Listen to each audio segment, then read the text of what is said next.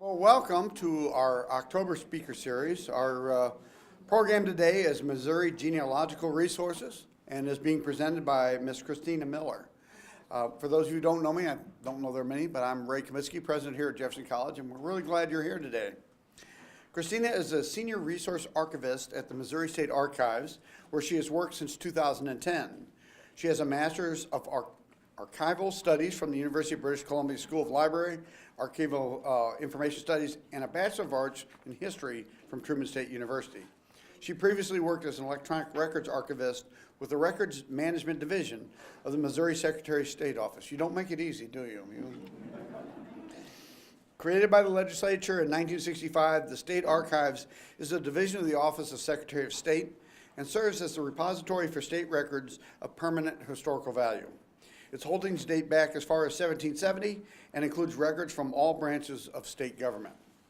Currently, the archives holds more than 336 million pieces of paper, 400,000 photographs, 9,000 maps, 61,000 reels of microfilm, 560 cubic feet of public state documents, and 1,000 audio-visual items, making it a great resource for researching your family history. We're going to see all of them today.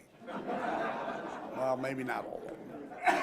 The Missouri State Archives has been named as one of the 101 best websites for genealogy in the September 2018 issue of Family Tree magazine.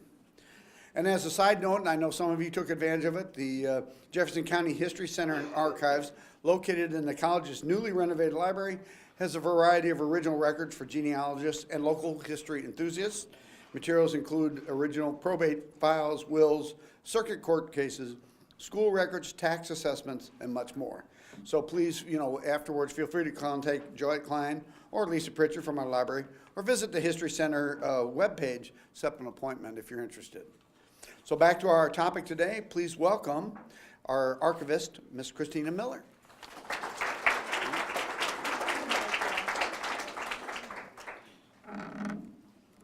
How's that? Can you hear me? Okay, so thank you guys for being here today. I'm excited to come talk to you. It's always fun to go out and talk to a new group of people that we don't get to talk about. I had a pretty good introduction, so I think we can kind of just get right on into it. So I always like to start off my presentations with this photo, because like said in the introduction, the State Archives did not exist until 1965. The reason we exist as of 1965 is because of this. This is State Representative Alex Petrovic. He discovered the inaccessibility of a lot of state government records. And then he discovered this pile in the basement of the Capitol power plant. If I could go back in time, I'd be like, let's please not step on them. But at the same time, he did create the archives, so I think we can probably give him a pass. And we really try really hard to do a much better job than that at caring for the state's resources. So as we said, we have records from 1770 through 2018, all branches of state government. We have quite a few highlights. Our French and Spanish land grant records are our oldest records for the most part, and document a lot of land records, and we'll go into more detail there. We have records related to the land transfers that occurred after the New Madrid earthquakes because of the damage to the land in those areas. Missouri's ordinance abolishing slavery, which was burned in the Capitol fire. So one, it's a really cool historical document, but two, it's also very cool looking because it was burned on the edges but managed to survive the Capitol fire. Missouri's first surveyed roads, and we've been using a lot of those recently to very specifically outline the locations of the Trail of Tears paths through Missouri, which is really cool. And we've been having a lot of fun with that project. And then kind of another wide variety of things that we're going to touch on. I am focusing today on Missouri resources, and I'm focusing heavily on resources that are at the State Archives, although I will also mention a few highlight things that you can use from other institutions or local governments and things like that. So the first thing I'm going to talk about here are county government records. So we physically are the repository for state government records. However, the Secretary of State's office also includes a division called the Local Records Program. And the Local Records Program's purpose is to work with local governments to help manage their records And one of the things that they do is they will microfilm and then store the microfilm for state agencies or for local governments of permanent records. So we have county government records from all 114 counties and the city of St. Louis. We have over 66,000 reels of county government records, and we're adding to them all the time. So on our website, there's a county microfilm page, and you click on each county and it opens up a PDF of all the records we have on microfilm for that county. We update those PDFs 4 times a year because we're constantly adding more microfilm. Some of it is state agencies or local governments have to have the staff available to handle a project to get it microfilmed. Some officials are more willing than others to let the records come to us to be digitized and microfilmed. So we're constantly kind of adding things. Books like tax books and marriage books and things like that are really easy to microfilm because you can just set it down and turn the pages. Case files like circuit court case files or probate court case files have to actually be processed before they get microfilmed. So most counties have to have volunteers willing to work with the staff because the staff have their actual jobs to do, and doing these other things, they don't, that's beyond the scope of their actual job. So if a county has volunteers who are willing to help, projects get done. So I know Jefferson County Circuit Court projects are located here at Jefferson College, and there are volunteers here working to process the circuit court records to get them ready to be microfilmed. And we have started that process. There are some that have been microfilmed. And I say microfilmed. Microfilm is a preservation format. We microfilm everything because you can look at the microfilm with a magnifying glass and a light source and read what's on it. And electronic records can go corrupt or not be readable if you don't migrate it. But even though we are microfilming things, we are also digitizing. So we digitize for access and microfilm for preservation. So I tend to throw out the word microfilm, but I think all the Jefferson County Circuit Court records are digitized as well, right? So we're doing them both. And that is an ongoing project. So they haven't finished, but what they have done, a lot of it has already been digitized and made available. So it's a project and there are similar projects around the state. So not necessarily just in this county, but in all counties, there might be projects like that going on, which is why we're constantly adding microfilm. It's not that we're discovering new records. It's not that we're doing super modern stuff. It's just that it takes a while. You have to have volunteers willing to help. And so it's a slow process. But it also means that it doesn't hurt to keep checking our PDFs for the county you need to see if new stuff has been added. And then our microfilm is available in other places in the state, not necessarily all 66,000 reels in any one place. But I know there's some reels of microfilm available through the library here. St. Louis City and County libraries and their genealogy branches have a lot of this region's various counties records available. So they are around in lots of places. And so the county microfilm is where you're going to get deed records for land sales, probate records to try and track people's heirs and ancestors to try and create those familial relationships, marriage records, circuit court records. We like to tell people that it's very beneficial to actually look through the indexes for circuit court records, just for the people you're looking for, because being litigious is not new to Americans in this society. Like, they have always been very litigious. And so you never know what you're going to find out about your ancestors. You never know what fight they're going to get in with their neighbor and sue them for. Or you'll never know if you have an ancestor who, might have had a little bit of a criminal life. So you find out some really interesting things. So it's always worth looking into those county records and just searching across them, because you never know what you're going to find out about your ancestors, and they often make for some very good stories. So moving into state government records, we have kind of a wide variety. We have records of all the statewide elected officials, at least starting in 1965 when we were created. Prior to that, some of them could have gone to other institutions, but we do have some from before that. We have the records of the General Assembly, and we do have these going back to about 1837. Missouri's had 2 Capitol fires, one in 1837 and one in 1911. The only things that survived the 1837 Capitol fire were things not in the Capitol, so the Supreme Court records and the land records. Everything else that was in the Capitol burned. And then the 1911 Capitol fire had a lot more records survived. The Secretary of State, whose office we're a part of, has always been the state record keeper. So some records, like the records of the General Assembly, have always been in their care, according to the Constitution. So after the 1837 Capitol fire, they installed a fireproof vault in the new Capitol that they were building. And so a lot of the records were in that fireproof vault in the 1911 Capitol fire, so they survived. It was also a much larger building, so even though the Capitol was fully on fire before anyone realized it was on fire, because it was struck by lightning in the middle of the night, they were able to run in. People were throwing furniture and records onto the lawn of the Capitol to try and save as much as they could. So some stuff did actually survive the 1911 Capitol fire. And just a note on fires, there have also been 87 county courthouse fires around the state in the history of Missouri. So that's sometimes means you won't find things in county courthouses. But those weren't all total losses either. So then other records we have for various state agencies, Health and Senior Services, are the death certificates we'll talk about. Agriculture, elementary and secondary education. Public safety has the Adjutant General, so all the military records of the state. Department of Natural Resources, Department of Corrections. All of these have a lot of interesting genealogical records, or in some cases very interesting just historical and local history records. We do have finding aids to some of our collections online. Finding aids are a really useful resource you'll find when you go to any archives or special collections, because it's a guide to what the records are. It tells you why they were created, how they were, kind of what's in the boxes and folders to kind of guide you to the records. Okay, so moving into the actual genealogical records, birth and death records are the records that genealogists want the most, right? In Missouri, birth and death records were not required to be recorded until 1910.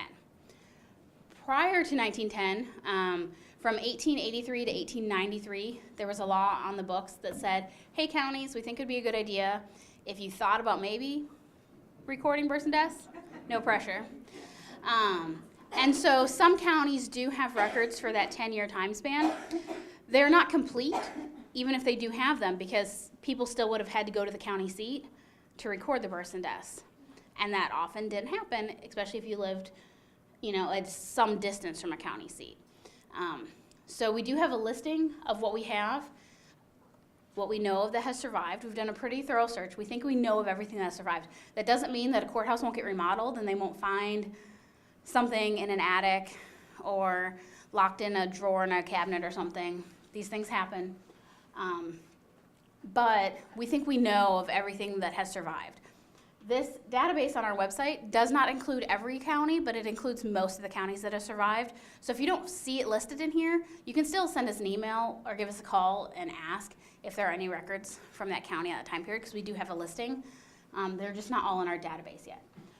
So this database, you can search birth and stillbirth or death. They're separate series. You select the county, you type in a name. In most cases, especially for the births, it's very, very beneficial not to put in a first name and just kind of search by the last name, or just do the first initial. Often the children are entered in here without their name being included yet, especially if it's the doctor filling it out and he just saw them the day they were born and didn't know what they ended up naming the child who just filled it out, but their parents' names will be listed for the birth. The death records do not have any information about the decedent's parents or anything like that, but it does have their names. So these are not certificates like you would think of for modern birth and death records. They're register books. So some are going to be called the permanent record of death or permanent record of birth or a register of birth or a register of death. They're usually in like a chronological order. The registers are in chronological order, and then the permanent records are in a rough alphabetical order. So all the A's are together, but they're not usually actually alphabetical in the A's. But we have indexes to most that have survived. So they're there, and that's what they look like. Now, death certificates, this is by far our most used resource. This database alone gets over 1 million hits every single month of people doing research. So death certificates in Missouri, they start in 1910. They are closed for 50 years, at which point they are transferred to the Missouri State Archives. So we have all death certificates that are over 50 years old. So we have them from 1910 to 1967. Every January, we get a new year. the first working day of January. We have volunteers who come in and help us get them ready to be scanned. That takes a day or two. They get scanned in our imaging department, and they get loaded into an indexing database, and we have volunteers from around the world who help us index the records. And it usually takes about 2 months to get them indexed. We've got about 50 to 52,000 deaths every year now in the 60s. And then once they're indexed, they go into this database. It's more robust than the ones for the pre-1910 birth and death, so you have a few more options to search through. And I definitely suggest you play around with those search options if you're not finding someone. It's always easy, just put in last name, first name, middle name, and go from there. But if you're not finding them, you never know if they were put in there with a weird spelling, if the indexers messed it up, and prior to 1960, if the Department of Health's index messed it up, because they were originally indexed from the index, now they're indexed from the images. But so if you're not finding someone, you can play around with starts with, ends with, contains, or exact for the names. So you can do starts with, ABC, and to capture anything that might have a weird spelling, because you never know. You can also just pick a date range and a county and just browse through everyone from that county to help see if you can find someone. So if you're not finding people, that's something to keep in mind. Unfortunately, compliance on the death certificates was fairly low until the late, not necessarily fairly low, but it was not at 100% until you hit the 30s. So you do, especially if people died at home without being seen by a doctor, they might just not have filed a death certificate in the 19-teens and early 20s. So that's also something else to keep in mind. This is what the death certificates look like. Pretty common, kind of what they'll look like state to state, although the forms vary a little bit from time period to time period. And so we'll be getting 1968 in January, and we'll start working on that. What we have been doing is originally the index was created from vital records indexes, so it's just the name, the county, and the date of death. We have been re-indexing them and then indexing the new ones going forward to also index by parents' names and spouses' names, age, to have that information in there as well. So right now, from 1961 to 67, you can actually also search for parents' names, spouses' names, and they'll be in there. And then prior to that, it's just the decedent's name. And so every year, we work on one old year that we've already done just to get the extra information, and then one new year, and have the volunteers work on those. So right now, we're working on 1960 with our volunteers to re-index it so we get all the parents' and spouses' names in there when they're on the form. Sometimes they're just unknown. Okay, land records are one of the very, very large collections we have and one of our oldest collections. So the land records that are state records are not person-to-person sales. These are government-to-person sales. So those initial sales of land to the first people who were here. So the first set of them are the French and Spanish land grants. After the Louisiana Purchase, anyone who had received a land grant from the French or the Spanish government had to prove their land, provide information about their land grant to the U.S. government, so the U.S. government knew what land they could sell and what land was already claimed. And so they provided this to the U.S. government, and we have copies of all the information that they provided. So it's all these documents that were created around 1806 to 1812 that cover lands that transfers that occurred prior to 1804. So it's a large set of records. We have U.S. land sales. This is the U.S. government selling land. This is where you get the cash sales, credit sales, and the Homestead Act sales. What we have is the abstract. It's the list of all the lands that were sold, but the actual application files would be at the National Archives or the Bureau of Land Management. So we have a listing of everyone's name and what land that they claimed, but then the other actual files. If it's a cash sale, there's not really going to be a lot of other stuff, but if it's a Homestead Act, those land records at the National Archives are going to have so much information about the family because they had to prove what that they were supporting a family on the land, that they were making improvements on the land, and that's how they got it essentially free land.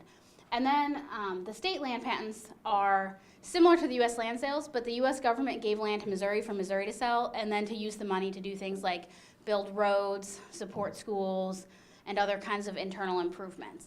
So it was about 6.5 million acres of land went into this process. And so we actually have the patents that were issued for these, as opposed to the US land sales where the federal government has the patents. And they generally are just gonna list the name of the purchaser and describe the land that they got. So you get the Township 16, the Section 16 Township School land patents, some that are called swampland patents, internal improvement land patents, things like that. Most of these are indexed in our land patents database, US land sales, French and Spanish land grants, and Missouri land sales. Most of them are indexed in our land patents database. Some of them also include images in the database. This is what the database looks like. You can always tell our new databases versus our older databases. All the new ones are gonna have that starts with, ends with, contains, searches for lands. And so on the lands one, I suggest you do that as well. A lot of the land sales, the person will just be known by their initials, so it'll be like J.W. Smith. So if you put in too much information, it's gonna make it harder to find them. It gives you the option of searching by date or county or township section range. I always suggest you don't start off doing that unless you already know for sure that they're indexed that way. Because for example, the French and Spanish land grants, it doesn't matter what county they're in now, they would be according to the 5 original counties of St. Charles, St. Louis, St. Genevieve, Cape Girardeau, New Madrid, not of any of the others because they're all pre-1804 and those were the only ones that existed.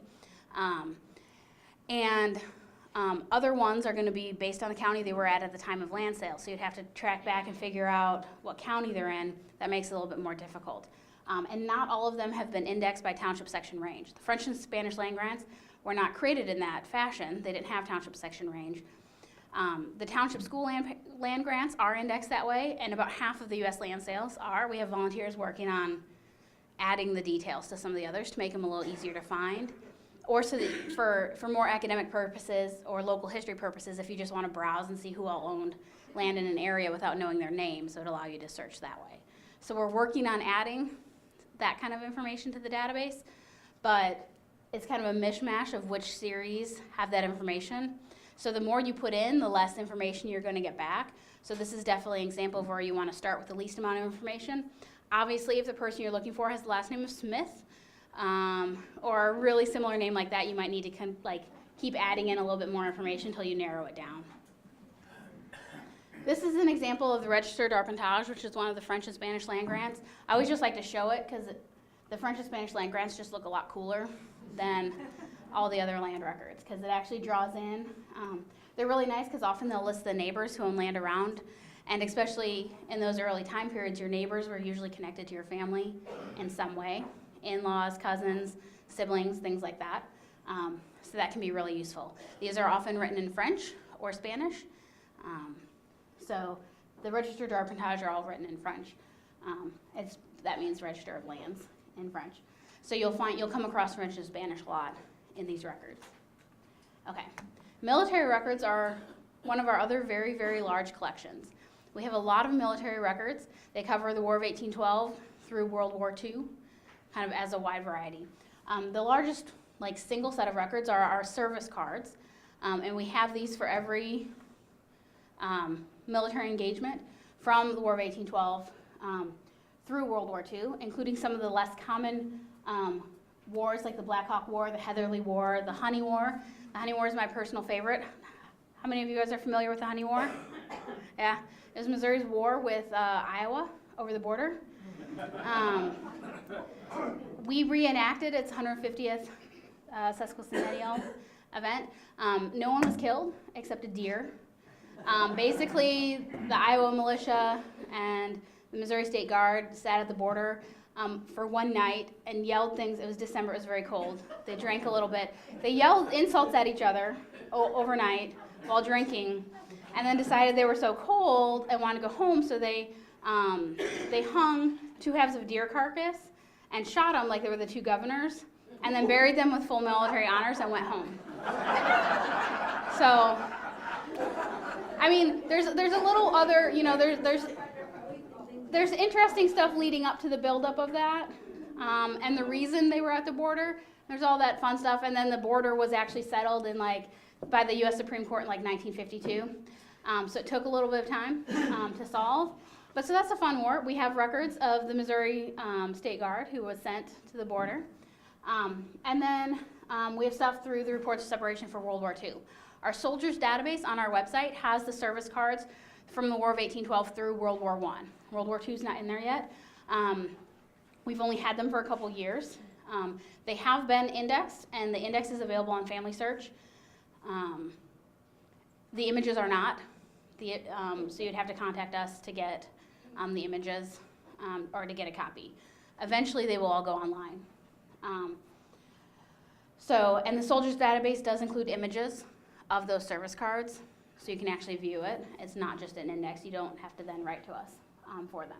We also have muster and descriptive roles for the Missouri-Kansas Border War, the Civil War, the Spanish-American War, and then just some early National Guard muster rolls. The bulk of the muster rolls are going to be for the Civil War, though, and it is going to be primarily the Union side. Most of the Confederate muster rolls that survived are going to be at the National Archives because they were gathered up and taken to the federal government at the end of the war.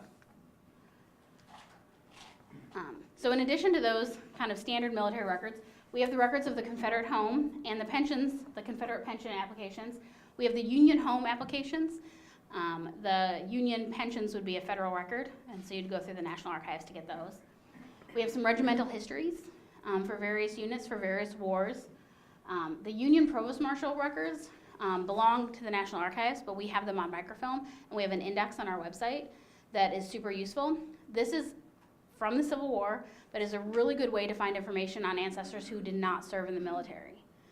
Because as a border state, Missouri was under martial law, so a lot of things just went through the Provost Marshal. If you wanted to move among counties, if you had a complaint against your neighbors, or your neighbors had a complaint against you, things like that, they're going to show up in the Provost Marshal.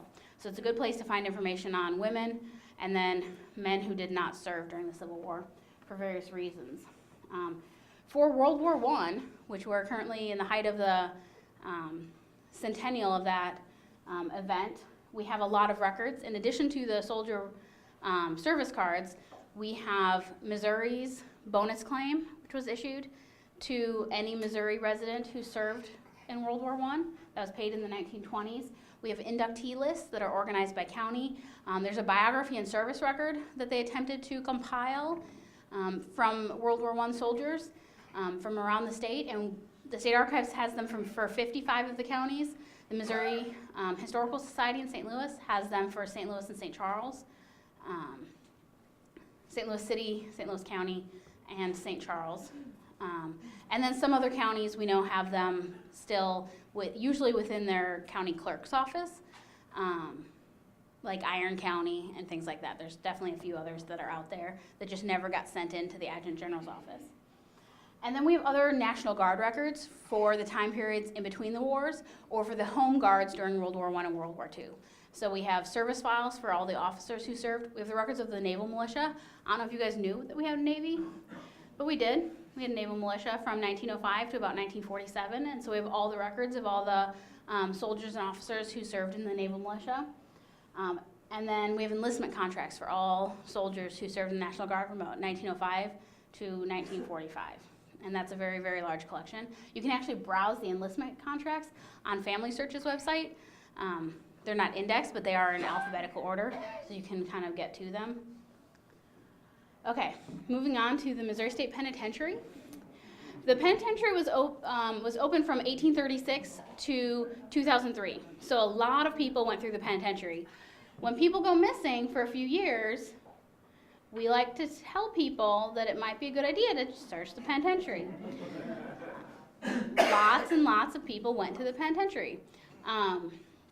Obviously, it's a little bit more interesting to find an ancestor who was in there for selling moonshine during Prohibition or stealing food during the Great Depression or something like that than murders, unless it's a really interesting murder story. But we have the records, and we have a full set. There's nothing missing. The other interesting thing about the penitentiary is it housed federal prisoners until Leavenworth opened. So you get prisoners from Arkansas, Oklahoma, Iowa, Kansas, Nebraska, all at MSP because they were federal prisoners. And during the Civil War, it housed Union military prisoners.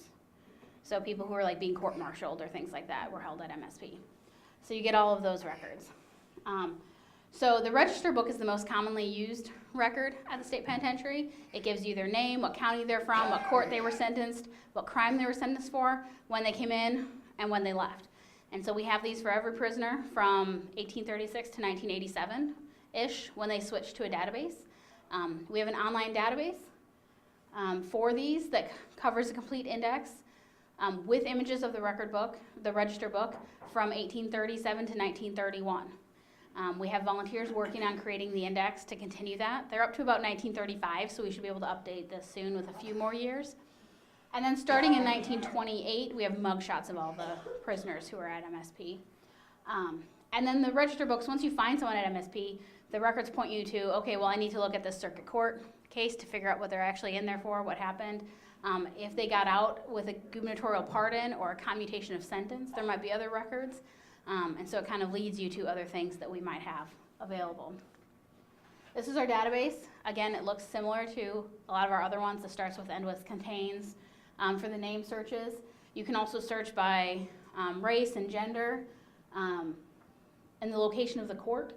One thing to keep in mind is if the person might not be sentenced from the court in which they lived, if they committed the crime elsewhere, or if the case got moved so they would get a fair trial.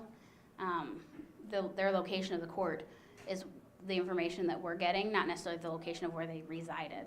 So this is an example of what the register books look like. One person goes across the 2 whole pages, so it's a very large book that when opened takes up like 2/3 of this table because they're very large.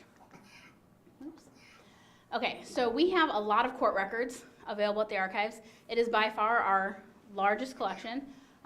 We have the records of the Territorial Superior Court. This is 1804 to 1820.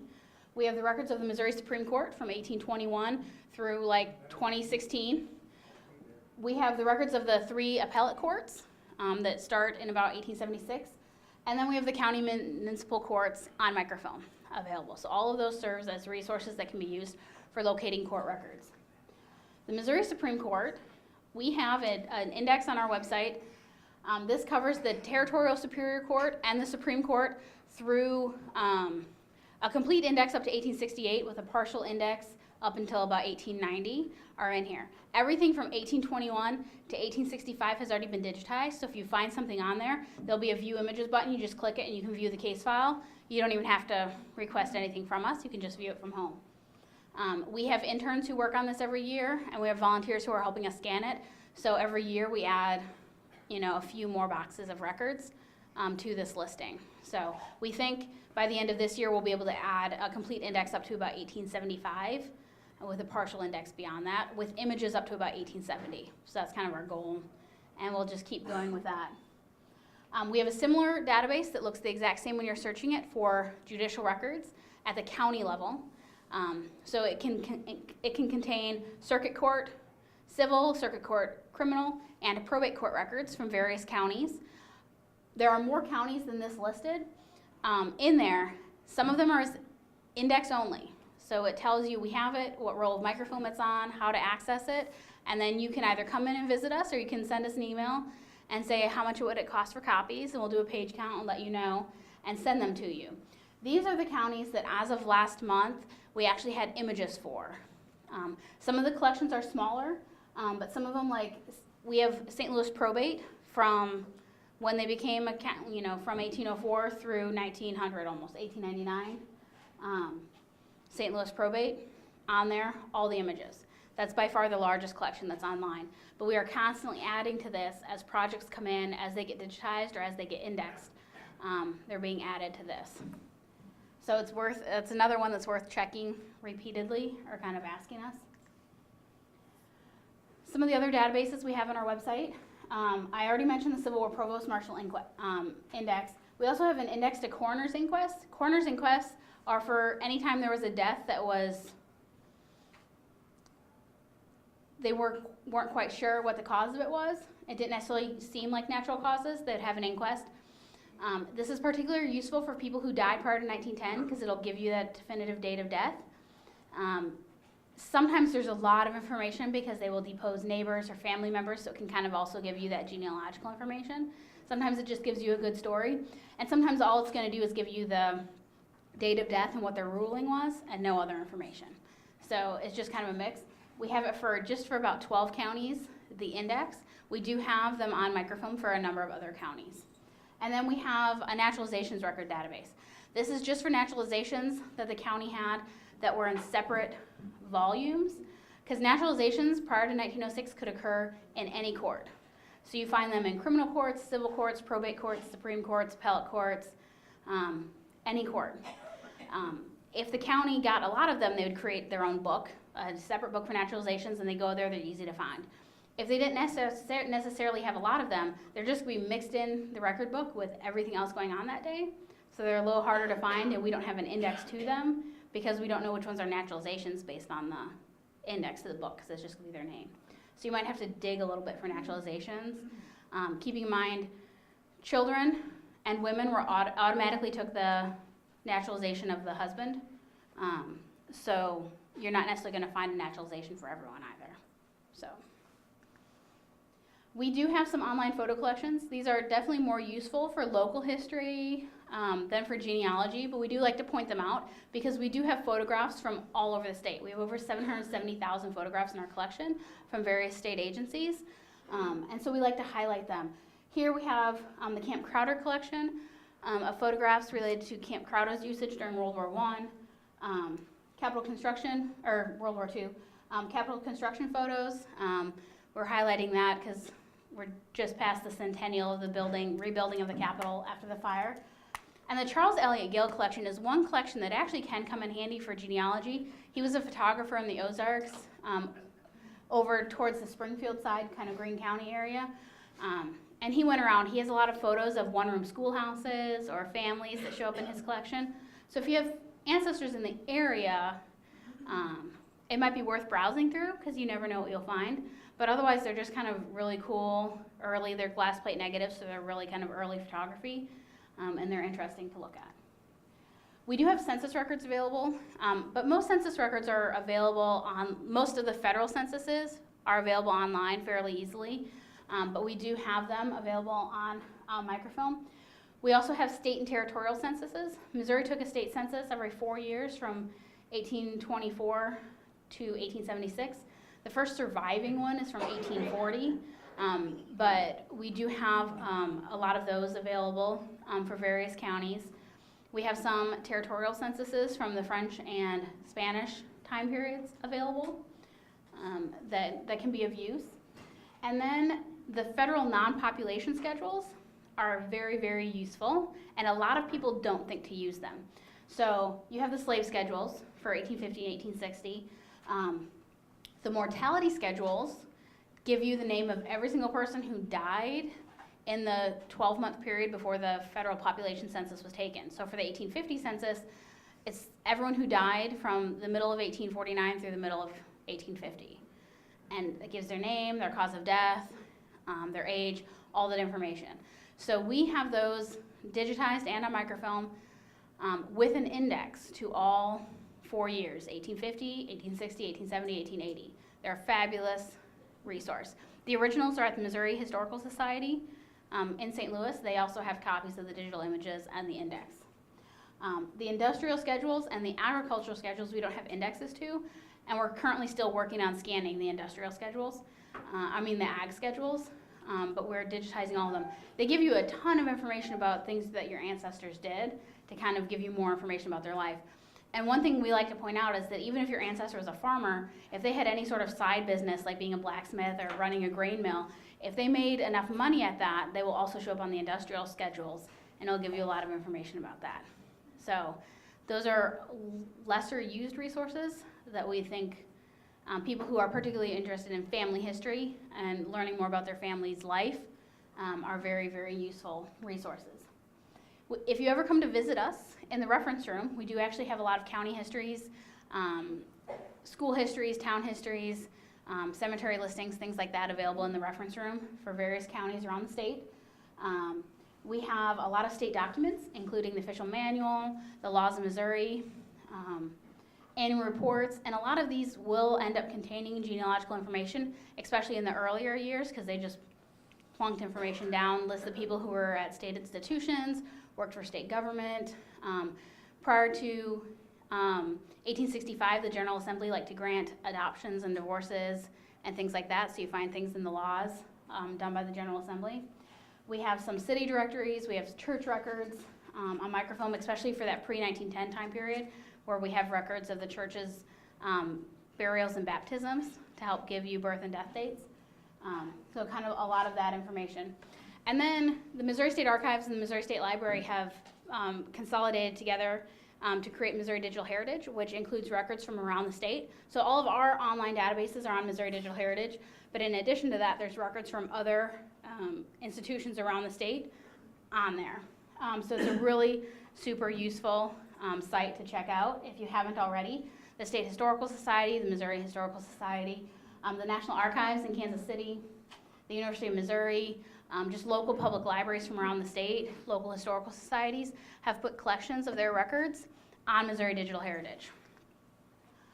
So you'll find county histories, county plat books. The World War I Museum put the 35th and 89th Division World War I unit histories, and those were the two divisions with the most Missourians in them. So we digitized those and put them on Missouri Digital Heritage, so you can read about kind of what your ancestors did in that World War. Some physician ledgers from early St. Louis territorial time period, tons of photograph and postcard collections from all over the state, map collections, newspapers, the fire insurance maps, if you've never used those, they're very interesting, more city directories, and funeral home ledgers for a few different areas are all on Missouri Digital Heritage, and new collections are being added all the time. So it's definitely a place to go to, kind of just browse around and see if there's anything that you kind of want to look at. If you want to do research with the Missouri State Archives, if you want to come visit us, we like it when people come visit us. It's a really pretty drive, especially this time of year. So we're located in Jefferson City, where we do have Thursday evening and Saturday hours. If you come to visit us, you're allowed to bring in your cameras and laptops and your notes, but you aren't allowed to bring in your bag or food or pens, things like that. We do provide lockers. And one thing to keep in mind is we don't pull original records on Thursday evenings or Saturdays. So you'd have to let us know in advance if you want original records, but microfilm and any of the references in books and stuff like that are easily accessible. If you can't come visit us, it doesn't mean you can't research with us. We do allow you to submit research requests. We're happy to take them. You do kind of have to limit them to one at a time. You can't send in like 5 requests at once. We get hundreds of requests every month, and so we do them as they come in. You have to limit it to, especially since genealogy records tend to be more county records, you have to tell us what county the record is, what type of record you want us to search, and the name of the person you want us to search. 2 names if it's a marriage or a divorce record that you're looking for. And usually it takes us a couple weeks to get back to you. We do not charge for research. We only charge for copies if we find something. So if we find something, we'll let you know what the copy cost is. You can send in the money, and then we'll send you back the copies. That's how that works. If we don't find anything, we'll let you know. We'll see if there's something else you want us to search next, maybe make suggestions about sources that might be useful. And so that's kind of how that works. We do have an online request database that you can submit if you don't want to email us or send in like a postal mail request. And if you create an account, you can actually see your past requests just to see what you've asked us before. The number of times people are like, so I requested something like 5 years ago. I lost the copies. Is there a way I can get it again? So sometimes this comes in handy to figure out what it is you had submitted previously. This is our contact information. I do, on the back table, I have bookmarks that have our contact information and our introductory genealogy packet that has our request form that gives you, it lets you know all the information we need. Although you don't have to mail us your request, you can email us your request or submit it in the online form. And then just other information about some of our most used genealogy sources are in that packet. So feel free to take the bookmark or the packet or both on your way out. Any questions? Yes, in the back. We have a family cemetery in our front yard. It's not our family, but it's the family that really had the paperwork. How do you list all the family cemeteries that are in the state of Missouri? How do you find, you take the person that's buried there? So we don't necessarily have a record of those. The Department of Health is supposed to kind of manage the listing of known cemeteries, But if no one's ever told them about some of the early family cemeteries, they might not know it's there. And so usually knowing about them is just discovered through county maps that list the cemetery on it. That's why one of the things we keep available in the reference room are cemetery transcriptions, because local genealogical societies often go around and make listing of all the family cemeteries in their county and things like that. And one thing you can do if you have one on your property is you can upload the information onto like a site like Find a Grave and just note it's there and put the information that you can read off the tombstones if you can. They're not always readable, but. There was a fellow that came around, he said he was a volunteer, 25 years ago, and he was listing all the cemeteries in Jefferson County. Yeah. I guess he put them in here. We do have a list of stuff that he put on there about it. Yeah. We never looked at it past that, because Yeah. it was a land grant, the original property, we were the first one that titled the property. Okay. I was just kind of curious, there's an awful lot of small cemeteries. There's a ton, because the family cemeteries were just the most common way to bury your family back in the day. So there's a lot of them, and that's where the most common place to find them are on listings that have been created by a local historical or genealogical society, and that might have been what that gentleman was working with, or just doing it on his own because he was a local genealogist. And so the library here does have those. And so the local historical society in other counties is probably a good place to start to try and find those. Our neighbor has a Confederate soldier that's buried on the property line, right at the corner. Because he was wounded, he came through there, and they doctored him up as best they could. He passed away a couple months after that. He was buried right on the line, and they even put a tombstone up there. But they were able to research that. I thought that was kind of amazing. How would you find something? Yeah, so that's one of those things where your local historical or genealogical societies are really the best place to go, because people donate their family papers, so then you find out all these stories. And that's the type of story that people are likely to have written in a letter to someone, and then that letter ends up somewhere. And so that's the type of thing that's really useful at those local institutions like you guys have here at the library. They have similar stuff to that. Any other questions? Do you have any did you know kind of facts, interesting things that have been discovered through this process? Well, our obsession with the honey war is really our personal favorite, but I mean, the most interesting one we've been doing recently is we've been working with the people trying to very precisely document the location of the Trail of Tears in Missouri, because they have diaries and stuff like that list people's names, and we have these early state road maps. They're road surveys more than they're road maps. They're not road maps like the highway department creates now. The highway department didn't exist in the 1830s, 1840s. And so these road maps have been in the Secretary of State's office since then, because state law required a copy of these surveys to be deposited with the Secretary of State, which is why we have them, why they survived. And so they're the survey of the road. And so for a few of them, like the St. Louis to Springfield Road, we have that complete survey. And when you're comparing it to the diaries for the Trail of Tears, like the houses match up, you can see where it goes, and they're working to place them over like modern maps, so you can kind of look at the modern map and see where it lines up. And a lot of these early state roads became state highways, but what they were in 1840 is, might even be off by a few miles to what it is today. And so we have all these old maps, and most people don't think to use them all that much, and we know people have used them before looking for similar like Trail of Tears stuff, but haven't actually found the right ones because they weren't using the right search terms, or they weren't working with us to try and be like, okay, this is what we're actually looking for, and then we can kind of go through and dig through them. So that's been a really fun process. When the United States distributed the land grants to the states, did every state establish a land grant university? Well, it wouldn't have been every state, but most states west of the Mississippi would have. Yes. But not like the original colonies, not Kentucky and Tennessee, things like that. At least not ones that are officially like land grant universities. Sometimes they get called other things, and that terminology came in like 1850s, and so things that started earlier kind of shifted. These land grant titles were issued by Spain and France prior to the Louisiana Purchase, could conceivably these documents still exist in Spain and France in their archives? It is very, very possible. We do know that there are definitely some land grant records that are at the National Archives in Spain. There's actually quite a few records related to Missouri at the National Archives in Spain. A few years ago, we paid for copies of some of the census records that they had to make available. Because the way the land grants work, the Spanish land grants weren't technically supposed to be land grants for life. Like, you weren't actually buying it. They were kind of it was considered a concession. You were allowed to have it.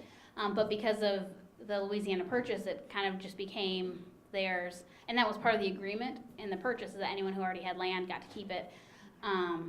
And so the local governor in St. Louis would write to the governor in New Orleans and say, I think this person should get a land concession for this. And then it would have to be approved above that. So it's a process that often took a few years. And so the local government would say, okay, that's your land for now. And because it might take a couple years for the record to actually come back, they didn't always have proof that it was there, so it became this whole process. And that's why there's so many records that were created as they were trying to verify that they owned it.